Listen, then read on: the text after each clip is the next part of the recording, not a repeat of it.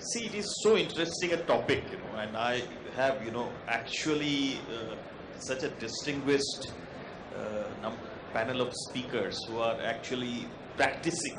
So, they are all practitioners, and it would be, my idea is that we try to learn from them that how is India market, or how was India market before pandemic, what was the share of the India market, how it was growing before the pandemic, what happened during the pandemic, how did they manage to get, if at all, any tourists, and especially from India, and what does it look like in future, and especially in the context that bad news doesn't stop coming.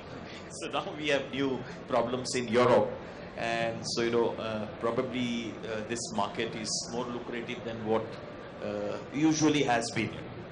So and anything which you would like to share, because you have an immense level of knowledge and leadership knowledge, I would say. So may I begin by first trying to understand, Behrus, from you, and then from Toik from you, and then from Phil, that what was the market like before the pandemic? Like, was it like 5% or 10%, or and how much it was growing before the pandemic, and then how did it fell or did go down that much during the pandemic? First of all, I'd like to thank you for having us here. And hello. Okay. First of all, I'd like to thank you for this opportunity. It's great being here and having the chance of speaking to such an esteemed audience, also who are sitting here and also who are watching us online. And also, thank you. I would like to greet and pass my regards and thanks to the esteemed panelists here. And going back to the question, since 2018, when Azerbaijan Tourism Board was established to as an marketing arm of Azerbaijan Ministry of Tourism, the State Tourism Agency, we did a quick factor analysis to identify our key source market, and across all the points, India has been among the 6 markets that we decided to proceed. And since we started doing activities in in India, we've seen a tremendous interest and also increase in the number of arrival and also as interest to the destination Azerbaijan. And pre-pandemic numbers in 2019, we hit the all-time record of over 3 million tourists coming to Azerbaijan, and a good portion of it were actual travelers from India. In 2019, we had a 67% increase in the number of arrivals, and mainly we were receiving MICE groups, incentive groups, but Azerbaijan also was a very popular destination for wedding planners, for the different type of celebrations, and I remember we also started receiving FITs and FIT groups as well. And unfortunately, when the pandemic hit, Azerbaijan, as also the other countries, had to close the borders with everyone. And despite the fact that in 2020, January, February were remarkable months for Azerbaijan, we were approaching 1 million tourists already in the first 2 months of the year. But it didn't mean that we stopped our activities. Immediately we started off, we rolled out our 4-phase recovery plan. It was covering all the different phases of the pandemic, and now we are in the fourth phase when the travel is restarting and restoring.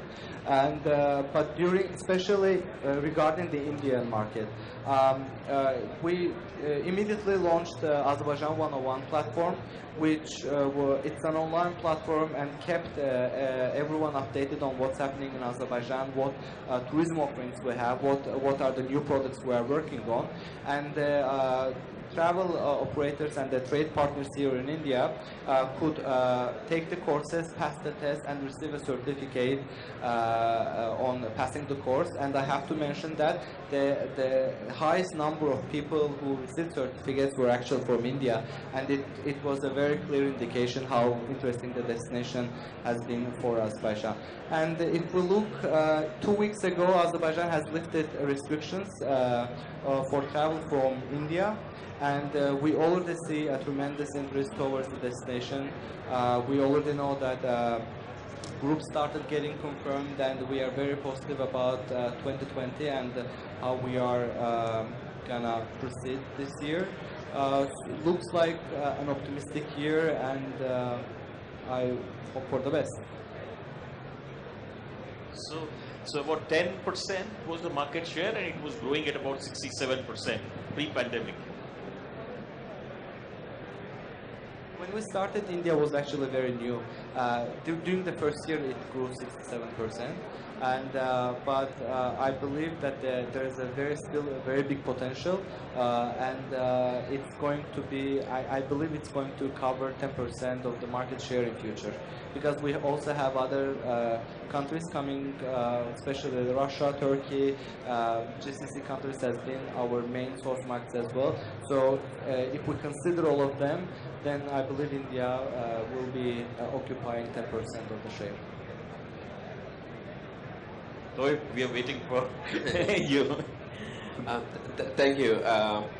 Pre-pandemic, let's say 2019, to start with, we started with a new vision, new strategies and new ways of attracting tourism during 2019.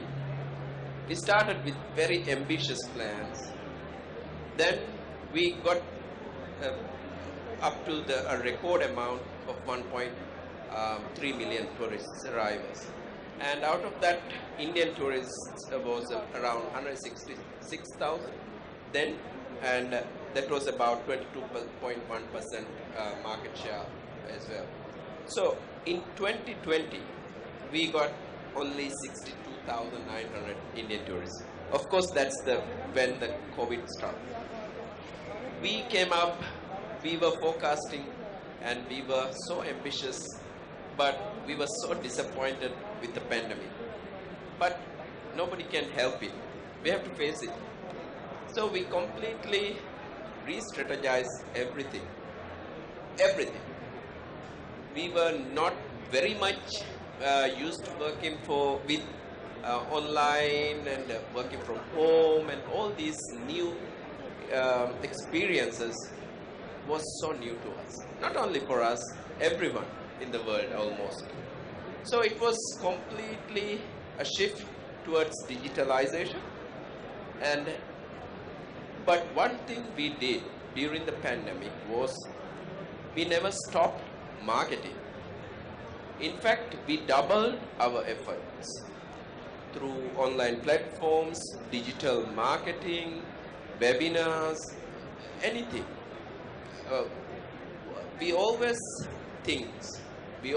looks at what our competing destination does, and almost all the destinations stopped marketing, which is I must say, it's not a good thing. Of course, it will be hard for the budget, it will be hard to spend, but still the government of Maldives believed in us that we should double our effort. And it completely paid off, I must say. And let's say last year, 2021, the Indian arrival was around 291,700, which is much, much better than the pre-pandemic. And it's about 363% increase. So it's a record arrival numbers. But we learned a lot.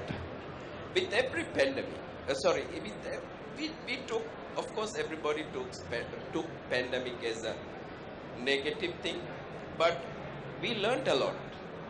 We learned to live with certain things, with certain stringent measures. What we did, we didn't do wonders. What we did was listen to the health authorities. The most important people were the frontline workers, the health authority officials. They decide, we fight, but they have the final word. We have we got into so much trouble fighting with them, but it all paid off. It was very stringent, as you know, but we had a very big advantage during the pandemic, which was how Maldives is isolated. All the islands were so much scattered, where if one island is affected, the other doesn't know what is happening. So the regulation states nobody can travel from one island to the other island without a PCR, and so many things. In fact, it's really sad also.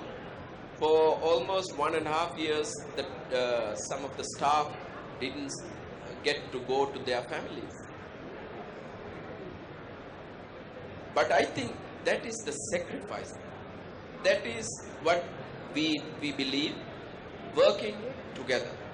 It's not the government, it's not the industry alone, it's not the airlines alone. It's a collective effort.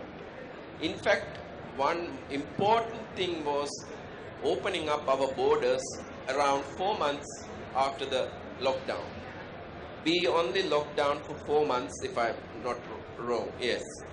So we were the first, I think, from the Middle East. Dubai were opened up very quickly, and the president decided we have to open up. You know, we totally depend on tourism.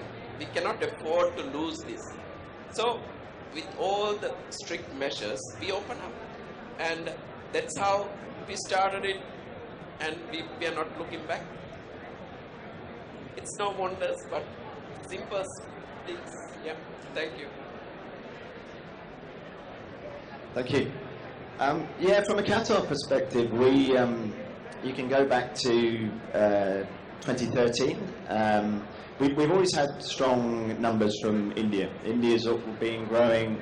We had 300,000 visitors from India in 2019, and that's been growing since 2013 at about 10 to 12% a year. So nice organic growth. But if you look back, as I said, to 2013, when there was no blockade, there was we had 3.1 million visitors globally into Qatar. But over 1 million of those were coming from Saudi. So obviously it was very easy for Saudis to drive or fly into Qatar. So there was quite a heavy reliance on that market. So when the blockade came up, and the other big factor with Qatar that happened, of course, was winning the World Cup bid, which of course meant that a lot of infrastructural changes had to happen in Qatar in terms of particularly more hotels and attractions and restaurants and shopping malls to make sure that the destination was going to be ready for the World Cup in 2022. So basically we embarked as a destination on a new tourism strategy at pretty much the time the pandemic hit, basically. So that was all due to come into effect from 2020, and of course then the world sort of went into a lockdown. So we then identified some priority source markets, which of course India is one. But we kept busy with making sure basically our vision, so everybody's aware, the vision for Qatar 2030 for tourism is we want to basically treble our arrivals. So we had 2.1 million visitors globally in 2019, and by 2030 we want to get that up to between 5 and 6 million. So if you think we had 300,000 arrivals from India, we're looking to get that 3 times. We want to go aggressively into the India market. We know we have an awareness job to do. We know we've got to tell the story about Qatar. What is there to see? What is there to do? We will be doing marketing. We've launched a global marketing campaign in our key priority markets. We haven't launched that quite yet in India because it hasn't been right timing-wise, because obviously we've been closed. We took the cautious approach on COVID. So our Ministry of Public Health, we've had our country pretty much closed since early 2020. We've had some reopenings, but in the main, we've had the sort of restrictions going on. We have opened up to most countries now, but we still do have just a one-day quarantining that you have to do from India. So we're sort of 90% there for the India market, but not 100%. But we are very invested in the India market. We see it as a key market for us. Obviously, we're extremely India-friendly market. We have a lot of Indians living and working in India. We think we've got the right type of things for them to see and do in terms of the malls. We have great attractions. We've got water parks. We've got great restaurants from budget up to fine dining. We have resorts, a huge range of resorts, etc. as well. So we think we're a very India-friendly market. We will be, as I said, we'll be launching our marketing campaigns, which will be in-home TV ads, which will be digital, which will be out of home, above the line, through the line, below the line. So there'll be a lot of activity on that front, and also the trade is extremely important to us as well. So we're working very closely with the trade. We have our representation company here, Brandit, who are working closely with the trade to do marketing deals, performance-based deals with our key tour operator partners, with the travel agencies here, with the fan trips, educational. So we have a job to do, because basically Qatar tourism is about building on the legacy of the World Cup. We've got a huge event going on in Qatar.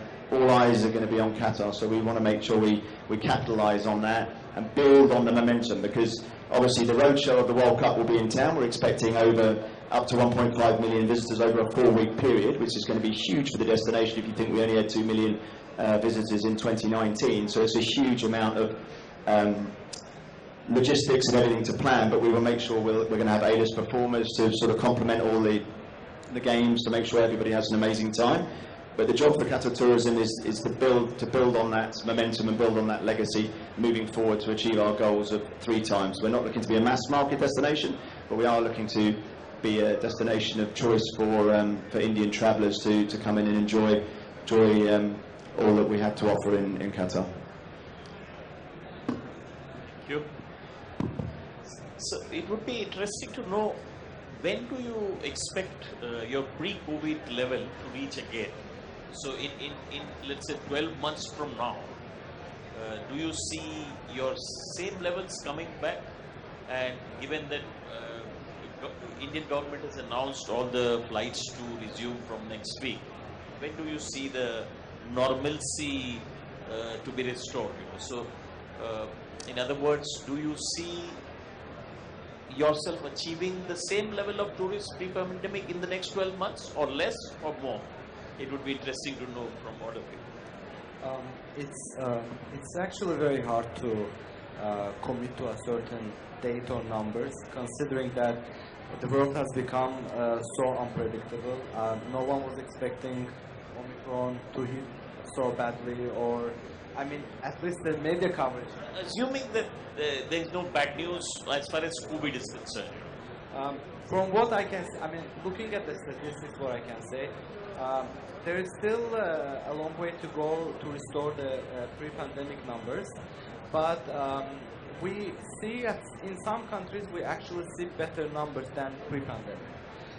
Obviously India has recently opened, and now Azerbaijan is open for around 90 countries for the citizens and the permanent residents from these countries can travel to Azerbaijan with showing the vaccination certificate or a certificate of recovery from COVID and the negative PCR test. And once they enter the country, there are no further quarantine requirements. They can enjoy the destination to the fullest. But as I said, out of these countries, there are some that even overperforming, considering their 2020 numbers. But for the others, I can say there is still a long way to go. I cannot right now comment on the situation with India, because India has just been opened like 2 weeks ago. But from the response that I'm getting from the market and the feedback we are getting from our local partners, we are very optimistic that even 2022 is not going to be the full restoration of the market. There will be a significant growth. Thank you. Well, probably you have already achieved pre-pandemic level or exceeded, but it would be very interesting to know. Yeah. Sanjeev, yes, we have achieved pre-pandemic levels last year, but for this year, of course, we are very ambitious. We have internal targets which we don't talk about. But no, what I mean is we achieve high, so that when we cannot achieve it, there's a decent amount of leeway on that. So the ambitious plans should be always there. But although you don't talk about it, you should aim high. We aim high, definitely. But Mother Nature, we don't know what will happen. Yesterday, we lifted all our restrictions for COVID. Look what's happening around the world.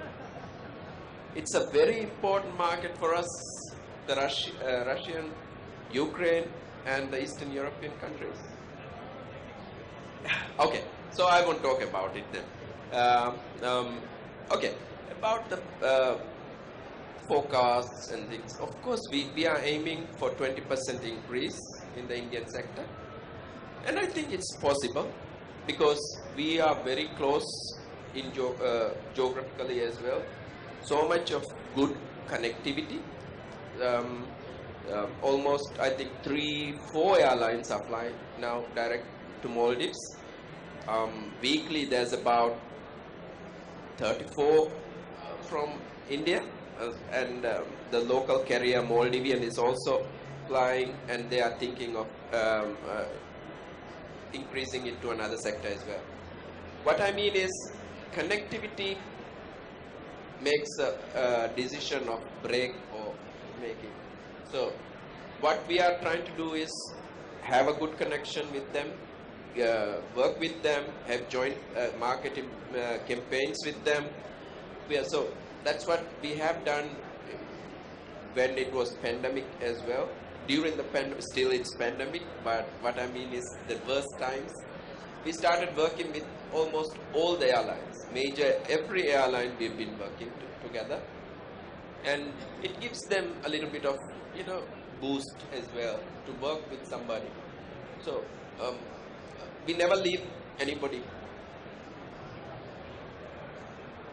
Yeah, but I think it's a reset, isn't it? As we come out of the pandemic, I don't think anybody has a crystal ball, but from our perspective, our goals are clear. I mean, as I say, we're looking to achieve 3 times by 2030. We've got some time to get there. I think there's some huge pluses we have from the India market, where obviously we have very close proximity. It's a very short flight from India into Doha.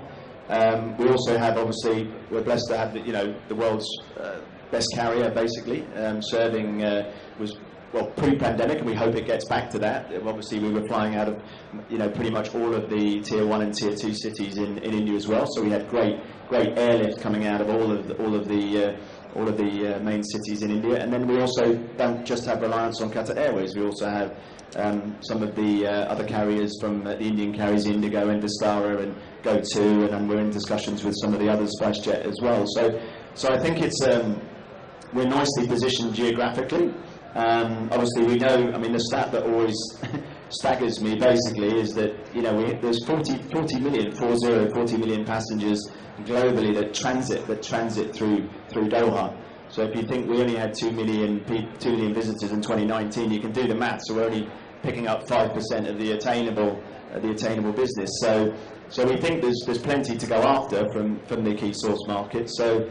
Qatar's not just there for holiday, for leisure. It's there for VFR. It's there for the MICE business. It's there. There's plenty of other segments that we can go after. I mean, we have plenty of fantastic venues for the MICE business and locations. Weddings, Indian weddings. We're certainly targeting that market because again, it's not too far to come. very Indian-friendly destination, so we're going to be offering lots of incentives and sort of subventions to make it attractive for the wedding planners and for the wedding and groom parties to consider Qatar as a wedding destination. So I think, listen, our forecasts are one thing, you know, KPIs and goals are another thing. I mean, as I said, as my friend completely correctly said, you know, the acts of God and things are out of our hands, aren't they? So, and then of course we have these horrible things going on in Ukraine at the moment as well. So we can only do, you know, as marketeers and salespeople, we can only do our best job to position our destination as best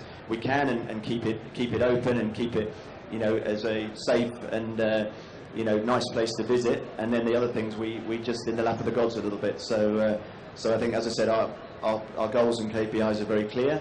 We want to get 3 times, then that's, if one market outperforms another, then that's great. But if we get 3 times from every market, then we're easily going to achieve our goals. So. And you see Qatar Airways starting operations soon, like from India or otherwise? Yeah, we hope so. I mean, the airline's very ambitious. I mean, generally with Qatar Airways, it's sometimes out of their hands because they don't necessarily get all the slots that they want. So I think there's certain routes that they could probably the key ones here, the Mumbai and Delhi, they could probably sell those routes 10 times over. So it's just more about whether whether the government allows them to get more slots. So that's another conversation. But I think, you know, Qatar Airways have always had a very aggressive growth trajectory even prior to COVID. They continue to fly, as everybody knows. They repatriated. They were very. They kept flying throughout the pandemic to, even though Qatar was closed as a destination to keep the residents and locals safe, they kept flying, which they won a lot of plaudits for because they were able to repatriate people that were stranded in different parts of the world. So I think in terms of, as I said, we're very blessed and lucky to have such a prestigious carrier behind us, and I think that can only help us with our tourism ambitions. Thank you. Now we have the most difficult question, Russia, the problem in Europe. So you see, we have this tough task to do some kind of strategizing. How do you see this unfortunate situation, affecting the markets? And what do you think about this in terms of your market and marketing strategy, and especially in view of also try to look at it from Indian market perspective, that can some of those losses be filled by the Indian market, or anything you like to speak? Beirut, you are in the best position because you are the closest and a lot so please, yours. Well, indeed, Azerbaijan, I mean, compared to Qatar and then Maldives, Azerbaijan is the most closely located region, having a border with Russia. What I can say, I mean, it's really, it was unpredictable, and obviously it has its own effect on the tourism, and it has the effect on the numbers. As Azerbaijan, we are very good neighbors with both Russia and Ukraine, and both of the countries have been actually our main markets. Like Russia was actually topping the market as always, and but right now we have we still have the borders open with Russia. We have a lot of guests coming from there, and Azerbaijan is open and welcome both for Ukrainians and Russian, because we have historic connection with both of the countries, and it quite saddens us to see what's happening between those two countries, and we wish that peace will be restored as soon as possible, because as tourism marketeers, this is only what we can wish for, and we hope that we can see this conflict to come to end quickly. On the other hand, just because it started recently, there are a lot of concerns, especially from long-haul markets or middle-haul markets coming to the region, who don't have any idea of what it's about, what's happening, and if they see on the map that there is a proximity between two countries, yes, then they have some concerns to travel. But I have to reassure that there are no concerns regarding Azerbaijan with that. I mean, the country is very stable in this. It has a very neutral position in this conflict, and it doesn't affect the country in any matter at all. And if there are tour operators or travel partners considering Azerbaijan as a destination and they have some doubt over this issue, I invite them to rethink, and we are here with the team to discuss their concerns and to see how we can support them in this process. Or we can say that we wish that this conflict ends soon and the peace is restored, and because tourism is not possible without this. This is the first precondition of it to happen, and I wish these countries are over this problem soon. So not only it will affect you directly in terms of number of tourists from Russia and Ukraine, but it is also affecting your long haul, let's say, source markets in Europe especially, or maybe even the USA. I mean, I cannot say it directly affected at this point, because our airlines are still working, our hotels are working. We don't necessarily have a lot of cancellations on this matter. But obviously, before the travel, everyone considers these factors. Where I'm going, if something can happen. But what I can say, I mean, before you do such a trip, you have to check the situation in the countries around. I mean, if there is war between Russia and Ukraine, it doesn't necessarily mean that all the countries around it are also war-torn and as affected by that. So, Toeb, I'm sure you had a lot of market from European countries pre-pandemic. And so do you see that being affected and India again being sort of, filling the gap? Or how does it work? Of course, we are very worried. It's the most important market last year. Number one source market. And we have to be really cautious about this. So, I will be thinking about, in the young days when you go to school, they say, don't put all your eggs into one basket. Pre-pandemic, same thing. China was number one for us, but during the pandemic, and still, they are not moving. So I think it has taught us a lesson to focus on a lot of markets, Of course, there are some good markets to focus on more, and we have been, while we take a break and breathe, we are hearing about this war, and now again we are in trouble. So the marketeers like us, even the panelists here, we constantly has to look into different means, different markets. And of course, we cannot only survive or look forward for Indian tourists alone. You never know what will happen for that market also. I mean, hopefully nothing will change. But so what we have done, we have focused for certain 9 or 10 markets, and then we have started working last week, and we have started doing the strategies and other means of approaching them. There's such really good markets where we have so much potential. Southeast Asia, during the pandemic, we see a lot of research, a lot of surveys being done. Out of those findings, we found so much of points to go into. Places like Vietnam, Philippines, there's so much potential, and it's also close to us geographically. So, but the connectivity in terms of direct connectivity is not very good. So that could be something we will be working on.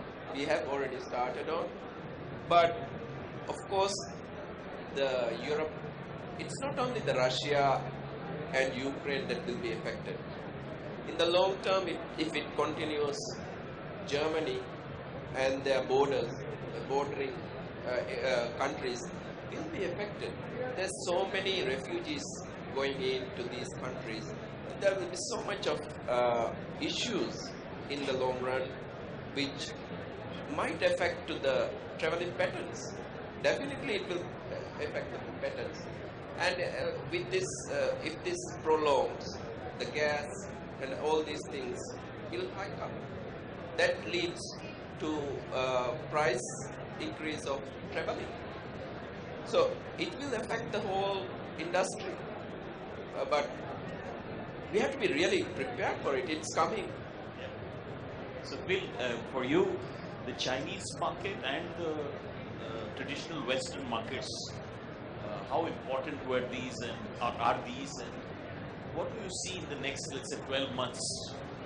Not only in Europe, but then even in China, they're not fully open yet. So what is your crystal ball gazing, and then, especially in view of, then, does India market become even more important in that context? Yeah, no, I think absolutely. I think, as I mentioned earlier, I think we are lucky because of our geographical location of Qatar being, very, very central. You can fly to all continents non-stop from Qatar, so we're accessible for everyone, and our national carrier flies to everywhere as well. So, yeah, I mean, just on the Ukraine thing, I mean, firstly, I think, thoughts and prayers going out to the people of Ukraine. I would just say that's the key thing. We all, I think, as my fellow panelists correctly said, and we want a quick end to this thing for everybody. But yeah, I mean, that would be our strategy. I mean, we're at a different place because we're at the beginning of our journey in terms of building our momentum and building the key priority source markets for ourselves. So we would absolutely consider looking at somewhere like India and double downing on India if it means, obviously, if there's other markets that we feel it's not appropriate to be focusing on at the current time. So I think we know which ones those would be. So I think, but again, I think the things we don't know is what and again, correctly, as my fellow panelists said, we've got to be cognizant of the fact that if fuel prices start to get out of control, then that's going to put the cost of travel up significantly as well. So people getting from A to B, particularly if they're travelling long haul, flight costs could increase significantly, and that might impact people's thoughts in terms of what they can afford and where they can afford to go. But as I said, we're as Qatar, we're in a slightly different situation. Yes, absolutely, we really would like the likes of China. It's very important for us to open up.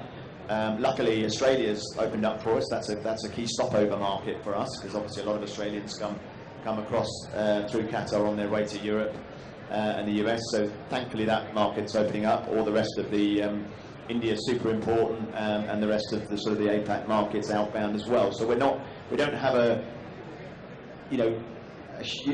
over-reliance on certain markets. We're quite lucky that we have a bit more of an even spread because we've got business coming in from east and west. So as I said, it's not quite such a big impact because we haven't had that business to lose, if you see what I mean, massively before. So we are in slightly different waters, I suppose you could say. But yeah, I think we just have to be wary, and absolutely, I suppose it highlights, as you say, we just know, none of us quite know. We're breathing a sigh of relief of coming out of a pandemic, and then we get a major war starting somewhere. So you couldn't make it up, could you really? So we've just got to sort of hope that there's a speedy resolution for everyone, so we can push on. I suppose it's, if anything else, nothing else, it's made us more resilient, I suppose, isn't it? So as travel people, we have to be the ones that have to sort of grin and bear it. It tends to be the hospitality sector that suffers with a lot of these things. But we just got to just get on and make the best of the situation. Thank you very much. It has been very illuminating. Our time is up, but anything you would like to add? Any of you would like to say, or? Well, what I would like to say is what an amazing turnout we've had for this show. That's what I would like to say. So fantastic to the organisers I know it's been that's one of the things that's been a nightmare to organise, isn't it, with the pandemic events. So and this is an event, and they took the plunge and did it. And I think certainly as exhibitors we would say it's been a success, and it just shows the how much sort of resilience and how much interest there still is in travel, based on the footfall and the amount of sort of journalists that I've met and travel trade partners. So certainly from my perspective as Qatar Tourism anyway, we've been very happy to be here, and thanks for the opportunity to speak today as well. Thank you very much for that. First of all, I'd like to thank you again for having me here and giving this opportunity to speak about our experience, our story. And it's been a great show, and we are very happy to be at 8 p.m. So far the turnout is great, and the feedback is also from our partners from Azerbaijan are great regarding the event. And as I stated earlier, like Azerbaijan is open for travel, and we are very much looking forward to welcoming more and more tourists. Thank you. I think this shows people are fed up staying at home.